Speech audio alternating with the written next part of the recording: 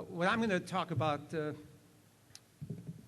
is my experience in the clinical setting. I've been a consultant to Venice for a little while and have some research support. I have no other conflicts. My practice, I'm a solo pulmonary 1% sleep physician, 99% in Sarasota, Florida. I have a fairly busy practice. I'm the chief chef and bottle washer, so I don't have anyone but me to do the work short of my regular nurse. I see about 750 to 800 new apnea patients per year. About half of them are Medicare age. And like most of you, I prescribe CPAP first line of therapy. I started using Provent in September 2009, and basically how I initially started using it is about 2/3 of my patients actually were quite happy using CPAP. I mean, they may have had the love-hate relationship that you guys are familiar with, but most of them were okay with it.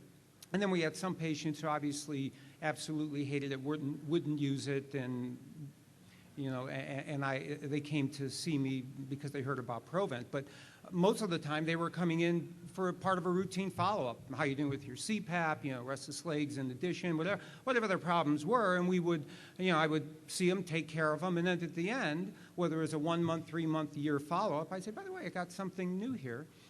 Something called Provent, and I give them a little spiel about it, kind of briefly tell them how it works, what it looks like. I'd show it to them, and see if they were interested. And actually, I would tell them that this is not covered by insurance. It costs about $60, $65 a month, and you're going to need a sleep study. I was very frank with them. I said, this is what you need to consider. If you want to use CPAP, use CPAP. Okay? If you're interested in something else, this is something else. It's the first new thing that's come out in 20 years. And then I said the other option is travel. About 1/4 of my patients actually use it for travel purposes only. So I told them that, and I said, you know what? Go home, Google it, look at the website, think about it. Call me if you want to do it. And if you do, you've got to make an appointment to see me because I need to show you how to put it on, how to wear it, breathe through it. I said, you know, it's not as simple as put it in your nose and go. There's some education, and I wanted to be there because, again, I don't have a respiratory therapist to do any of that. And so I said, I want you to be able to feel comfortable using it. So they would come in, I'd show them how to wear it, prep the nose, etc., tell them to open your mouth, breathe, and then eventually just try closing your mouth. And while they were doing that, I would go over the sleep study we were going to do. I would tell them that you're going to have a 10-day, you're going to have a 10-day sample pack that you'll be purchasing. And the reason you're purchasing the sample pack is not to see if it works. It's not going to work in the 10 days. Well, I mean, obviously, if you tolerate it, it is going to work. But I tell them this is not going to work in 10 days. The reason you're using the sample pack is to see if you can get the hang of wearing this thing. So it's very common for people to rip this thing off after the first night or two, whether they've watched the video or not.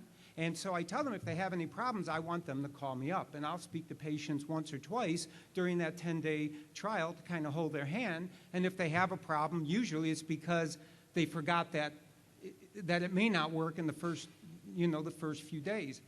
I try to explain to them it's like skiing. The first time you ski, you fall 1,000,000 times that first morning. By the end of the week, hopefully you could make it down the green run just a little bit wobbly. And the same thing is true of that. So if you rip Provent off the first night or two after 2 hours, fine. But keep going, and hopefully then it'll be 3 to 4 hours, 4 to 5 hours, and by the end of your 7 to 10 days, you know, you're going down that mountain at a reasonable pace. Before they remove the Provent, I tell them, just open your mouth. Before you rip it off, if you're having any problems, open your mouth. Because when you fall asleep, your mouth is usually going to instinctively close anyway, and that may be the whole problem that you have. And so they'll call me if they're having any issues. So anyway. So those people who are able to, oh, and by the way, so while they're doing that and I'm explaining the sleep study, they're wearing Provent for these 10 minutes while I'm talking. And so now they're kind of focused, hopefully, on what I'm saying. And then I say, oh, geez, you know what? By the way, I forgot to take this off. By the way, how are you doing? Oh, I'm doing all right. Their mouths are closed. They're not hyperventilating, and they're doing fine. And so then they'll say, yeah, I think I can do this. So then we get them the 10-day sample pack, schedule their sleep study at that time. Those people that during the sleep study, there are some people who may need adjunctive therapy that we'll talk about in a minute, and Then for those people at work, they got a 30-day trial. They saw me in follow-up, review the tests, compare it to no treatment, compare it to CPAP, let them decide what they want to do.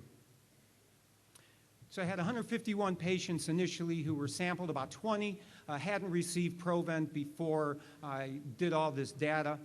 So I have 131 in the analysis group. And of that 131 patients, 98 actually were able to complete and have a PSG. So 33 ended up discontinuing it. And again, I spoke to these patients once or twice, so they didn't just discontinue it. If they called the sleep lab up, the sleep lab would tell me to say that Joe Blow discontinued Provent. And I would call them up, find out why. And again, the usual reasons: I can't breathe through my nose, I can't fall asleep, it's uncomfortable. And a lot of times there's stuff that we can do, whether it's use breathe right strip, give them a couple days of Ambien to help tide them over, whatever your hypnotic du jour is, and just see if we could make it work. There's some people who may have nasal issues that they really didn't think was a big problem, because we all ask, are you having any nasal problems? You have trouble breathing through your nose, because this will be